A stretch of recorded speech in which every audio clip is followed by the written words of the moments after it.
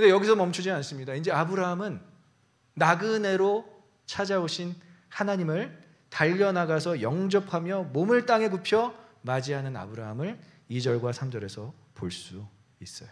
여러분 같이 읽어보겠습니다. 시작.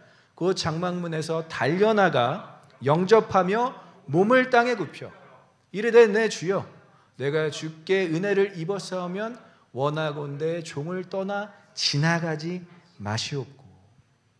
굉장히 과장된 표현들이 막 아브라함의 입에서 선포되고 있어요. 내가 주께 은혜를 입었사오면, 영어 성경으로 보면 조금 더 쉽습니다. I have favors in your eyes. 내가 당신에게 은혜를 입었다. 찾아온 것만으로도, 나그네들이 찾아온 것만으로도 내가 당신의 눈에 은혜를 입었다. 그래서 나를 떠나지 마시고 머물러 달라고 이야기하는 거예요. 손님이나 나그네를 이렇게 환대하는 것, 웰커밍하는 것이 고대 근동의 일반적인 문화지만 왠지 아브라함의 이 행동은 조금 오버스러워요. 오버액팅하는 것 같아요. 과해요. 그렇지만 이게 과한 것이 아니라 이러한 해석들이 있습니다.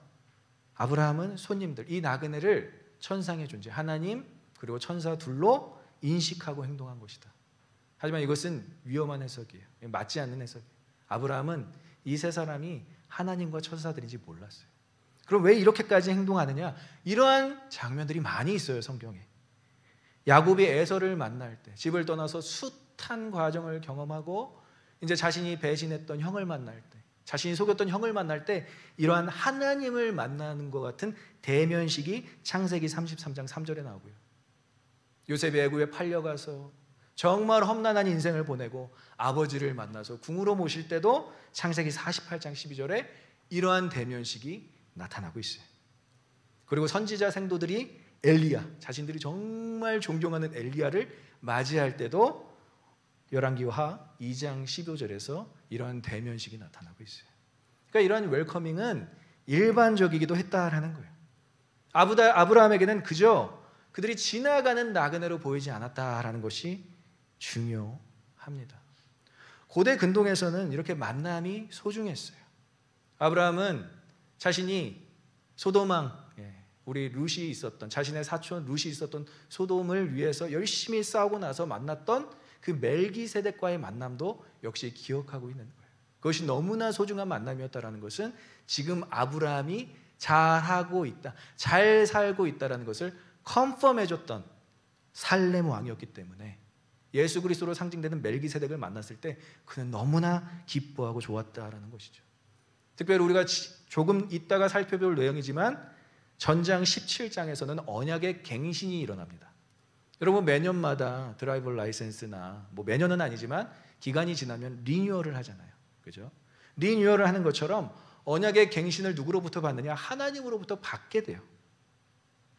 근데 17장에서는 이런 놀라운 리뉴얼, 언약의 갱신이 있었는데 18장에서는 이렇다 할 별 특별한 사건이 일어나지가 않아요.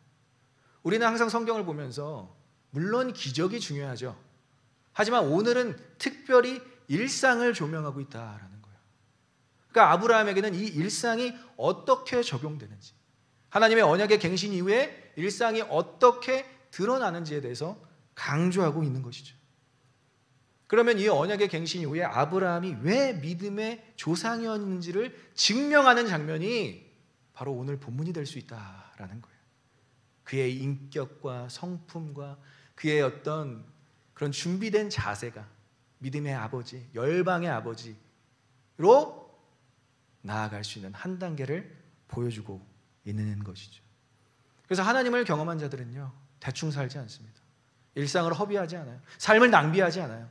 최선을 다해서 만남에 있어서도 그렇고 일에 있어서도 그렇고, 오늘 또 우리 책 좋아하는 미국 형제가 팀 켈러 목사님의 일과 영성을 읽기 시작했어요. 저는 이런 독서하는 자세가 굉장히 중요하다고 생각해요. 과연 일과 영성은 어떻게 연결되어 있는가? 우리의 일상이 신앙과 어떻게 연결이 되어 있는가? 그것이 저와 여러분들이 계속 고민해야 될 일이라는 것이죠. 그래서 3절에서 특별히 이 나그네들을 주라고 칭합니다. 아도나이, 주여. 아무한테나 주라고 할 수 있을까요? 하지만 자신을 찾아온 손님들, 나그네를 주라고 칭하면서까지 나그네들을 섬기는 아브라함은 우리에게 참 큰 도전이 된다는 것이죠. 두 가지를 우리에게 도전합니다. 따라해볼까요? 섬기는 것이 복이다. 섬길 수 있는 것이 은혜다. 믿으십니까? 그래서 이 구약의 행동을 보고 히브리서 기자는 아브라함을 최고로 높게 평가하는 장면이 히브리서 13장 2절에서 나타나고 있어요. 손님 대접하기를 잊지 말라. 이로써 부지 중에 천사들을 대접한 이들이 있다고 히브리서 기자가 아브라함의 행위를 칭찬해주고 있습니다. 누군가 여러분들의 집에 방문했을 때 버선발로 뛰쳐나가면서 반겨준 적이 있습니까?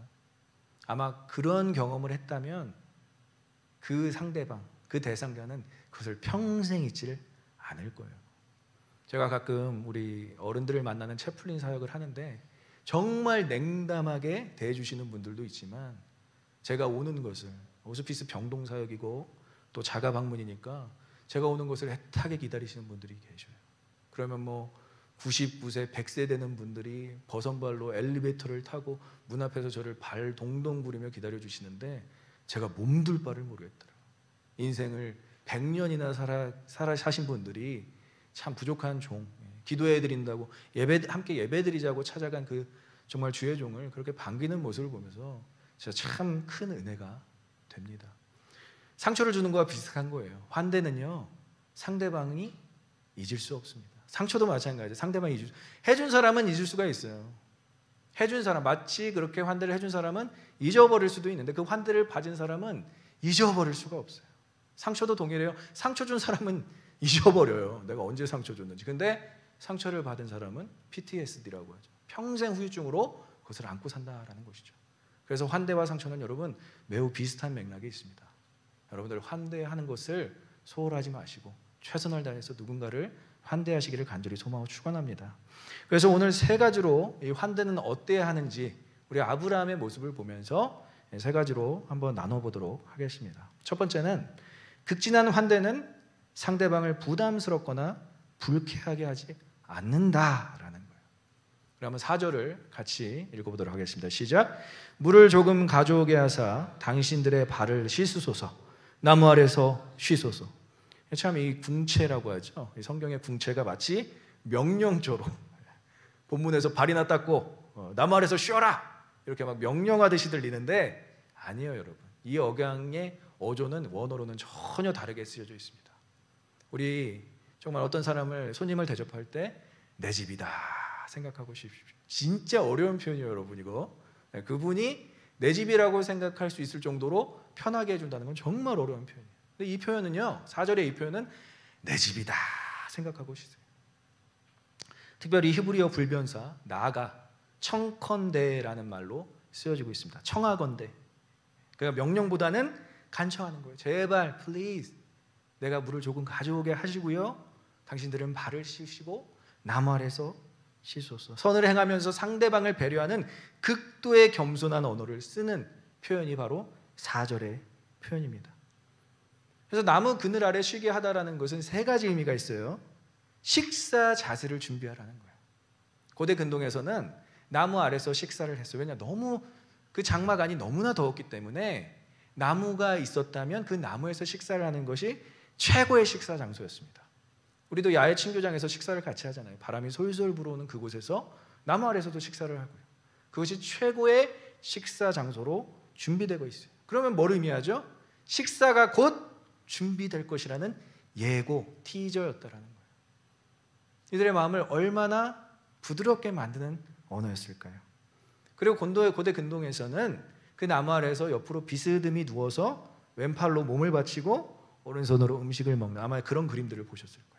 누워서 밥을 먹는다? 우리가 조금 이상하게 생각할 수 있었지만 이때는 쉬면서 음식을 먹는 시간이 쉬는 시간이기 때문에 누워서 쉬면서 밥을 먹으라는 의미가 4절에서 전달되어지고 있어요.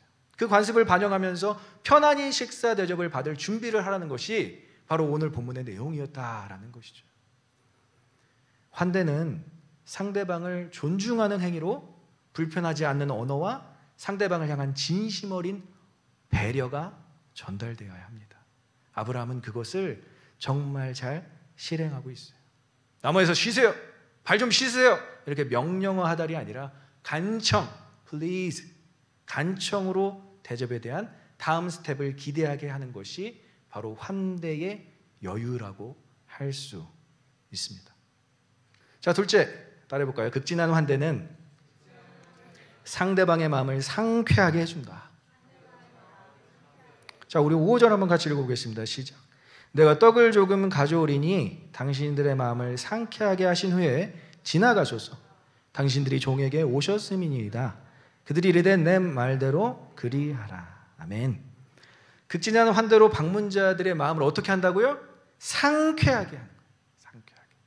마음을 불편하게 하고 마음을 어렵게 하고 마음을 지저분하게 하는 것이 아니라 상쾌하다는 말 아시죠, 여러분? 상쾌하다. 좋다. 자, 하나님이 다른 모습이 아니라 하나님이 거룩하고 준비되고 축복을 해주는 대제사장 멜기세덱의 모습이 아니라 피곤에 쩐 나그네의 모습을 하고 나타나신 이유가 바로 여기 있다라는 거예요. 마음이 상쾌한 것이 필요로 할 만큼 그런 모습을 하고 지금 아브라함에게 나타나셨다라는 것이 중요한 거예요. 그러니까 하나님과 관계를 회복한 사람은 반드시 사람에게 나타나게 돼 있는데 하나님이 왜 하필이면 피곤에 쩌든 마음이 상쾌한 것이 필요한 나그네의 모습으로 아브라함을 찾아오셨겠냐라는 거예요. 근데 아브라함은 이렇게 나그네를 대하는 것, 대우해주는 이유를 밝힙니다. 두 가지를 밝혀요. 레헴 파트, 떡 조각을 가지고 섬기게 하시고. 네, 여러분, 우리가 후반부 이제 구절을 읽어보면, 오늘 본문의 후반부를 읽어보면 떡으로 안 끝나요. 떡은 에피타이저고요. 메인 디시는 소고기가 나옵니다. 소고기가. 네, 거짓말이죠. 떡만 갖고 오겠다고 한 사람이 하인을 시켜서 요리를 하고 요리에다가 소고기에다가 버터를 발라서 지금으로 따지면 리바에다가 버터 발라서 대접해 준 거랑 똑같은 거예요.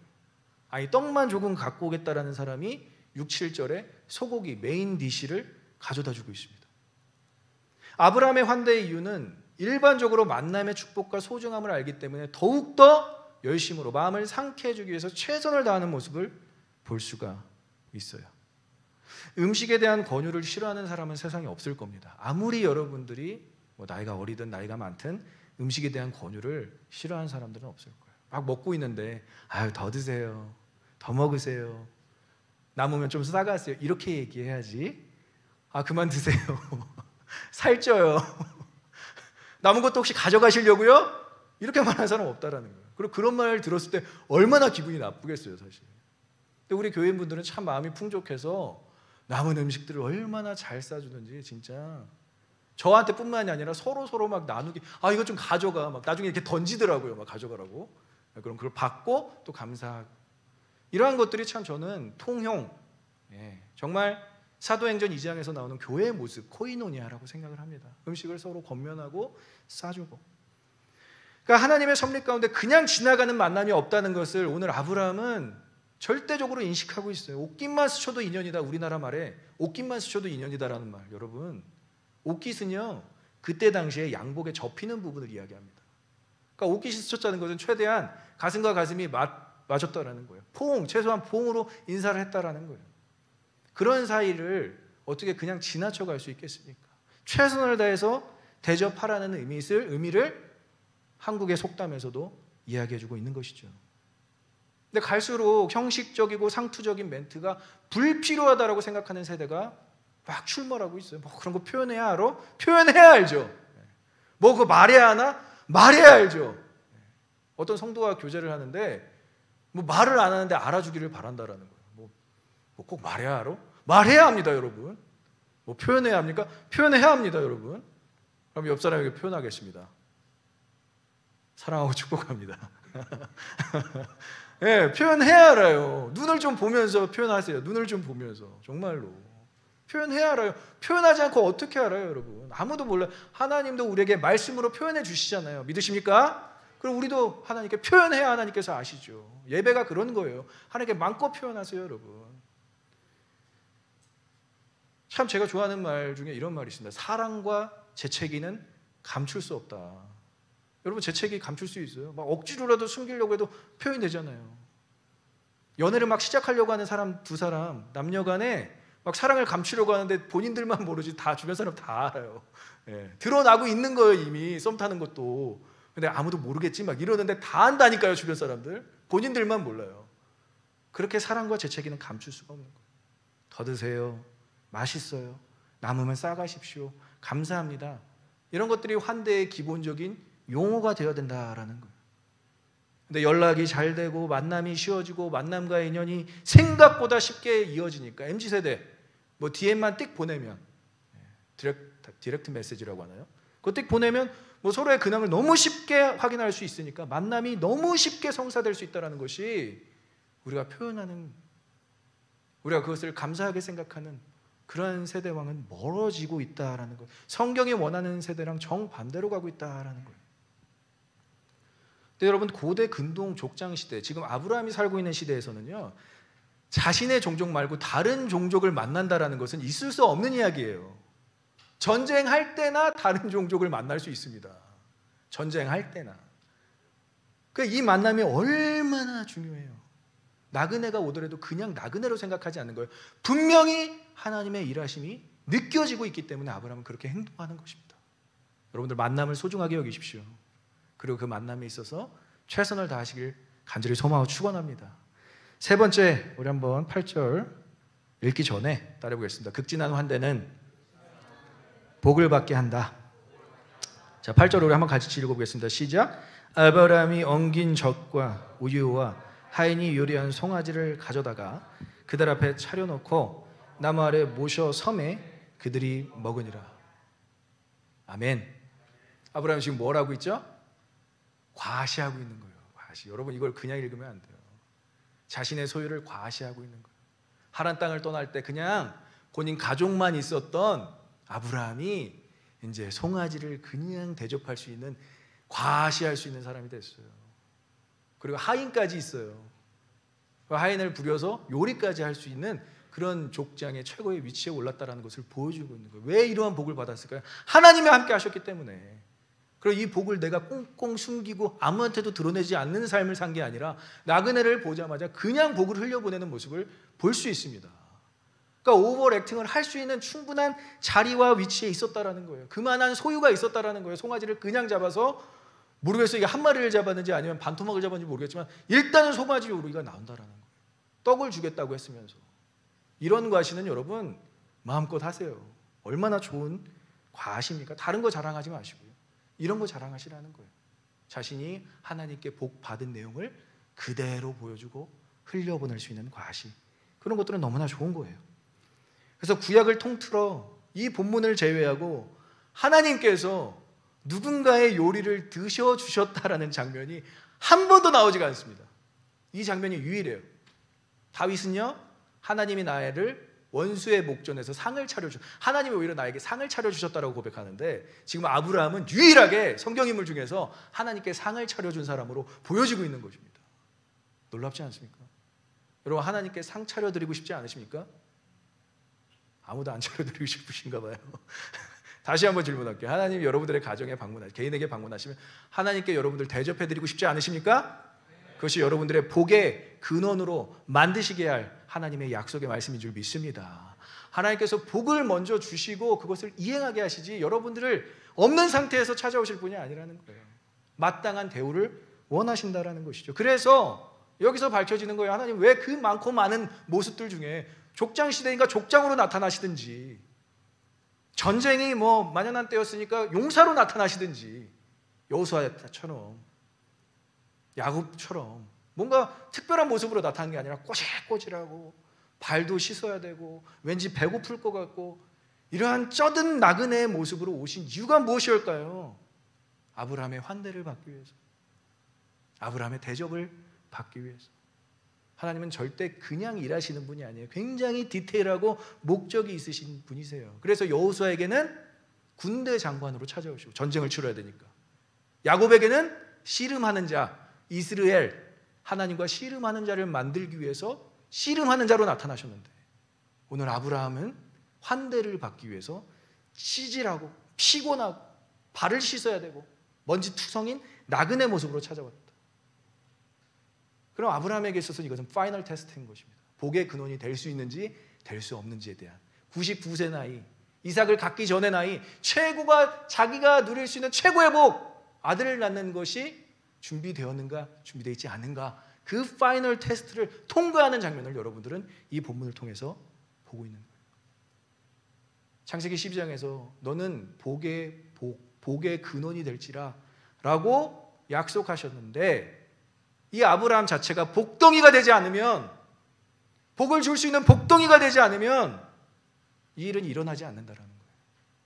그런데 지금 일상에서, 가장 그냥 평범한 일상 속에서 하나님이 나그네로 찾아오셨는데 그 일상에 있는 테스트를 통과한다? 여러분, 진짜 어려운 것입니다. 우리가 정말 힘든 시험들은 열심히 준비해서 통과할 수 있어요. 정말 작은 거든요, 쉽게 놓칠 수 있는데 그 작은 것을 행동으로 보여주는 모습을 믿음의 조상인 아브라함이 우리에게 예시로 나타내주고 있는 거예요. 한번 따라해볼까요? 위대한 일은 작은 순종에서 시작한다. 믿으십니까? 위대한 일은 작은 순종이에요. 하나님이 왜 언약을 갱신하시고 막 정말 아브라함의 인생을 송두리째 바꿀 만한 그런 놀라운 이적을 보여주지 아니하시고 일상으로 돌아가서 이러한 일들을 감행하게 하셨을까요? 이러한 일들을 감당하게 하셨을까요? 근데 우리가 이제 아브라함에게 초점을 두면서 마지막으로 결론을 맺을 수 있습니다. 아브라함은 어떻게 이러한 극진한 환대를 초면인 나그네들에게 할 수 있었을까? 답은 역시 17장에 있습니다. 99세의 나이에 다시 언약을 받는 아브라함과 사라의 모습이 17장에 쫙 소개되어지고 있어요. 근데 아브라함은 17장까지, 12장부터 16장까지의 내용을 보면 계속 실패해요. 계속. 약속을 받고 바로 어떤 일이 생기냐면 룻, 자신과 함께 떠났던 사촌지간인 룻과 관계가 깨집니다. 그 관계가 깨진 것으로 인해서 이방 나라에 전쟁을 하게 돼요. 그럼 이미 열방의 복이 되는 그것에 대해서 실패한 것처럼 보여져요, 아브라함의 인생이. 그리고 인간적인 나이로는 99세에 도달하게 됩니다. 75세 때 부름을 받았는데 99세에 도달하게 돼요. 아이를 가질 수 있는 상태가 아니에요. 그러자 아브라함은 어떠한 실패를 또 경험하죠? 하갈, 첩 하갈을 둬서 하나님이 원치 않는 방법으로 이스마엘을 낳게 돼요. 그거로 인해서 또 가정에 불화가 생겨요. 그러니까 이제는 다시 일어날 수조차 없는 그 상황이 바로 이 상황이었는데 17장에 하나님께서 그 모든 가정을 뒤집어 버리십니다. 아브라함이 뒤집는 게 아니에요. 그 실패한 아브라함을 다시 찾아오셔서 그 과정을 뒤집어 버리셔. 턴어바웃. 하나님은 이 뒤집기에 정말 능하신 분이세요. 인생을 아예 통수리태 바꿔 버리시는데 그 언약을 갱신하면서 뭘 요구를 하시느냐? 구원의 표식을 허락하세요. 이것은 놀라운 사건입니다. 이것은 신약의 십자가를 상징하는 사건과 똑같아요. 할례를 행하세요. 내가 너를 구원하였다. 내가 너의 실패를 알고, 너가 실패해서 좌절하고 있다는 것을 알매도 불구하고 내가 너를 다시 찾아와서 언약을 갱신한다. 그 십자가의 사건과 비슷한 사건, 할례가 17장 26절, 27절에서 나타나고 있는 거예요. 그럼 같이 읽어보겠습니다. 시작. 그날에 아브라함과 그 아들 이스마엘이 할례를 받았고 그 집의 모든 남자 곧 집에서 태어난 자와 돈으로 이방 사람에게 사온 자가 다 그와 함께 할례를 받았더라. 믿으십니까? 이 본문이 사도행전 16장 38절과 똑같아요. 주 예수를 믿으라 그리하면 너와 내 집이 구원을 받으리라. 믿으십니까? 모든 사람들이 아브라함을 통해서 구원받았다는 거, 심지어 이방 사람까지도. 그러니까 구원에 있어서는, 하나님이 구원함에 있어서는 타협이 없다니까. 그러니까 실패를 했던, 넘어졌던, 첩을 뒀던 하나님은 구원에 있어서는 타협점이 없으세요. 어떻게 해서든 인간을 다시 찾아가셔서 일으켜 세우시고 구원의 표식을 남기시는데 아브라함이 그거에 감격한 거예요. 아브라함이 그게 너무 고마운 거예요. 와, 하나님 진짜 멋있다. 나 같으면 나 버렸을 텐데. 나 같으면 진짜 너 왜 그렇게 사니? 아내 2번이나 팔아넘기고 첩을 둬. 그리고 네 사촌이랑 너 그렇게 지내라고 내가 하란 땅에서 보냈니? 너 왜 그렇게 사니? 이렇게 핀잔을 줘도 될까 말까 한 인생을 다시 찾아가셔서 구원이라는 것을 약속해 주시고 모든 집안 식구들이 그 구원의 표식을 남기게 해주신다. 그러니까 여러분, 구원받은 성도는요, 상황과 환경이 바뀌는 것이 아닙니다. 구원받은 성도는 하나님과의 관계가 바뀌는 것인 줄 믿습니다. 상황과 환경은 안 바뀌어도 돼요, 여러분. 솔직히 말해서 우리는 하나님의 창조물이기 때문에 하나님과의 관계만 회복되면 모든 것을 할 수 있다라니까요. 상황과 환경은 그대로여도 하나님과의 관계가 바뀌니까 아브라함의 일상이 바뀌는 거예요. 그러니까 구원받은 성도는 자연스러운 반응, 하나님적 행동, 작년에 수도 없이 외쳤어요. Divine Nature. 성스러운 자, 성스러운 성도, 성스러운 창조물. 구원받은 성도는 당연히 그렇게 살아야 되는 거 아닙니까?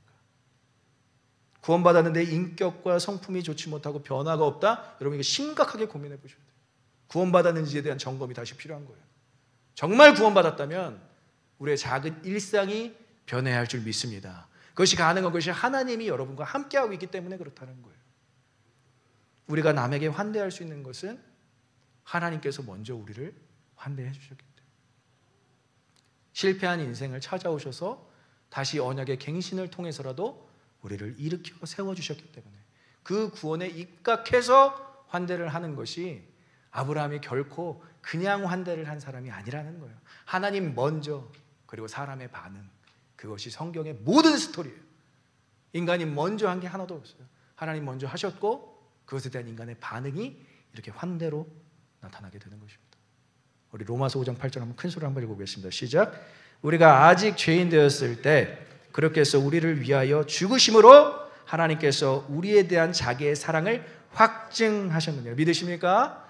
하나님께서 우리가 아직 still 과거에도 현재에도 미래에도 죄인이라는 거예요, 이 말은. 그런데 그 죄인들을 위해서 하나님께서 우리에 대한 자기의 사랑을 확증하시려고 아들을 주셨다. 이러한 환대가 또 어디 있겠냐라는 거예요. 천국으로 우리를 다 불러 모으기 위해서 웰커밍 이벤트, 천국으로 우리를 다 초대하기 위해서 아들을 주셨다. 그러니까 구원이라는 맥락에서 본문의 아브라함의 행동은 오버가 아닙니다. 오버액팅이 아니에요. 과장된 접대가 아니라 성도의 자연스러운 반응, 성도의 자연스러운 일상, 그것이 극진한 환대가 되어야 하는 것입니다.